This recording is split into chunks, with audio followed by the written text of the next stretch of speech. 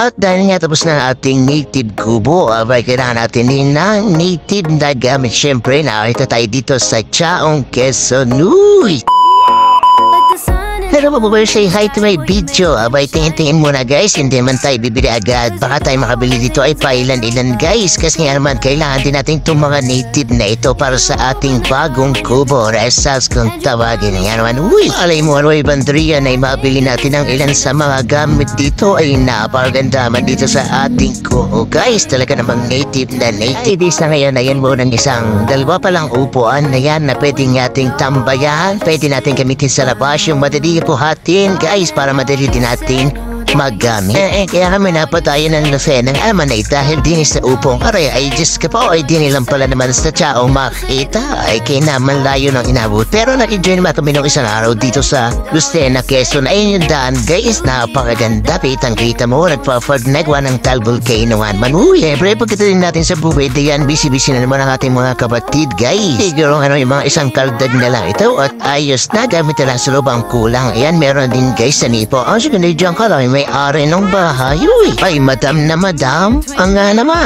Ay hindi lang pala at siya pala tagahawap nitong tinutungtong. Kaya pala kanyang pwesto. Ay nga naman nakala ko naman ay kumakauto sa wow nga naman. Uy, siya change costume na madam. At tayo maglilinis ng ating kaloob-looban ng terrace, ng kusina, ng banyo. At talaga mga ito ang ating gagawin for today's video para mamadali nating malinis ang ating kapaligiran. Ay di tulong-tulong nga naman. Kasama nga pala natin dito si Miss D, ang ating hipag na masipag at mabait. May-ari na grocery dito sa Barangay Tango, Padre Garcia, Batangas. Uy, yan naman ako kapatid ko. Tanda-handa na sa pagluluto. Ayan, gumawa pa ng lutuan para haluan mo tali magluto sa ating gagawin na awasyon. Uy, ay siya, itur ko naman kayo dito sa ating taniman ng bomba. Ayan guys, ang dami ng awayan dyan, tapos na din yung gilid. Meron na din dyan pinaka-semento para hindi umagos yung tubig. At dito naman tayo guys sa loob. Ayan, pandali na. Ayan, talaga naman bilis-bilis na ipaglilinis dito. At talaga naman kailangan na nating matapos-tapos agad ng tayo ay makapag-umpisa na agad ng ating gagawin kinabukasan. Ay di paspas karipas. Pagkatapos na rin loob ay dito naman tayo sa ating terrace. Ayan, napakakalot pa rin. Tatagtay natin lahat yan. Naglinis yung flooring. Tapos na rin natin yung lamesa.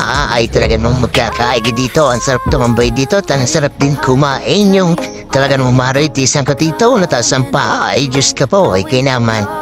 Solve na ang araw. Yan si Bria. Ay taga ito ma-change costume nga naman. Talagang manakalimutan ko na naman ang sombrero. Ay Diyos ka po, wait na naman. Bunbuna ni Kabo. O pa ni Kabo, pero palaga. Pagkatapos nga naman to, ay dito naman tayo sa ating dirty kitchen. Uy, may dirty kitchen pang nalalaman. Ayan, nakalami nagkabilins ng koral ng baboy. Ay, magbibideo ko rin. Kala mo nga may mahawak na Bria. Sige, bilisan nyo. Ito ako magpapasirit nito. Nang tayo madali nga naman din sa paglirinay. Sama yan. Tapos naman dito guys, yung ating mga nakalababo, abay maganda na din guys. At pero din ganyan sa likod. Talagang patagal ng patagal ay payos na payos tong ating kubo, itong ating rest house. Yan, hindi na ritang kita yung labas. Kaya naman pag talagang ini-enjoy talaga mabilit-bilitan labas. Ito nga, tinilapas na natin ang ating lamesa. Ayan din natin sa ating kitchen na may bubog. Tapos labas din natin yung mga upuan na parang native nga naman. Uy, sana may native na dining yung nabili natin. Kasi tayo medyo sa budget. Mga bandarian guys. Pagkatapos ito yung ating kalim dyan na ay naggaganda na. Tapos kita nyo yan. Binidyo po. Medyo nagpapag dito. Parang pag yung naman.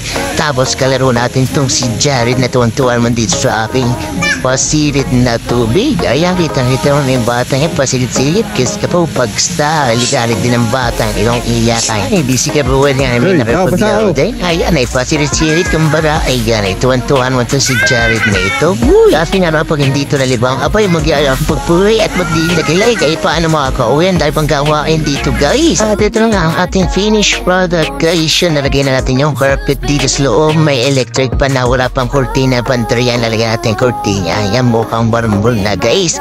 Tapos paglabas mo yung ating pinto na kulay native, yung ating upuan, yan nadagdagan ng dalawa.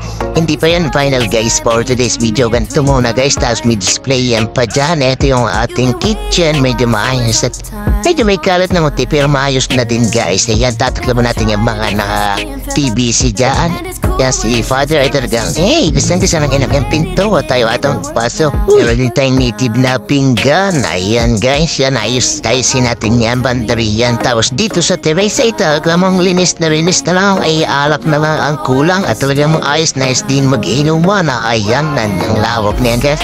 Dito may table, may carrot pa dyan, tatagtagin pa natin yung banderiyan guys. Tapos punta na tayo dito sa ating garden. Wow nga naman, eto na guys yung sa labas niya. Ayan.